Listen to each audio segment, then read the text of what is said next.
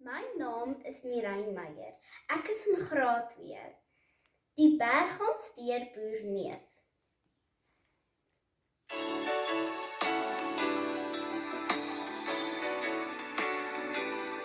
Die berghans het 'n veer laat val van die hoogste krans by Wuppertal. My hart staan toe al meer en meer. Ek stuur vir jou die berghans weer met wese wil. Ek vir jou sê hoe diep my liefde vir jou lê. Met wese wil. Ek vir jou sê hoe diep my liefde vir jou lê.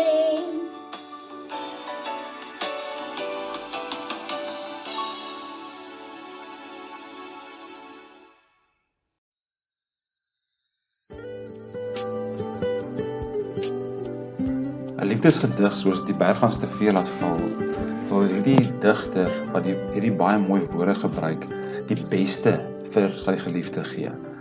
In Hooglied sien ons dat dit ook gebeur en die praktiese goed, die leefgewoontes wat ons hierdie week wil uitgee vir mekaar en inoefen saam met mekaar, is in die vorm van 5 B's. Die eerste een is om bouwoorde te gebruik. Woorde wat mekaar opbou, om 5 keer meer positiewe bouwoorde te gebruik as wat ons negatiewe woorde. Vir elke een negatiewe ding wat ons hierdie week gebeur, moet ons daarop ingestel wees om 5 positiewe dinge te sê, woorde te gebruik.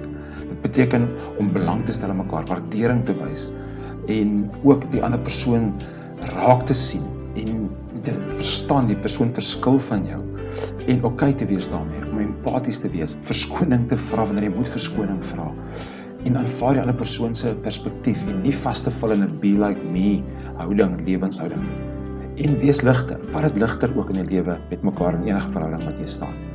Maar bou ook brûe. Baie keer gebeur dat daar klowe tussen mense staan, maar bou brûe. Sorteer die dinge wat tussen jou en ander persone is, jou en jou geliefde is, jou en jou vriend is, jou en jou familie is. Sorteer daai klein jakkalsies uit en maak 'n kopskuif om met liefde, gedryf deur liefde, hierdie verhouding die beste te maak wat hierdie verhouding kan wees. Maar julle verhouding moet ook 'n plek wees waar julle liefde beskerm. Elke verhouding waarin jy staan moet 'n veilige plek wees vir jou en ook vir die ander persoon. Dit is belangrik dat jy 'n veilige plek skep en van jou kant af die moeite doen om 'n veilige plek te skep sodat liefde beskerm kan word. Maar wees ook betroubaar. Nie net te verwag dat die ander persoon betroubaar te wees nie, maar om self betroubaar te wees. En met betroubaar beteken dat ons met 'n deurbeginsel leef. Om te sê, my deur staan vir jou altyd oop, maak nie saak wat gebeur nie. Ek gaan nie my deur toemaak vir jou nie. Ek sal bereid wees om die ekstra myl te stap, ek sal bereid wees om uit my comfort te kom. En jy kan daarop staat maak. Belangrik ook dat ons balans het in ons verhoudings waar ons staan. Of dit 'n geliefde is, persoon vir wie jy baie lief is, van baie omgee, en 'n spesiale vriend is, maar dat daar 'n balans is in hierdie verhouding, waar kameraadskap, vriendskap, die persoon saak maak, en julle verstaan dat die lewe gaan oor meer as jouself en ook die ander persoon.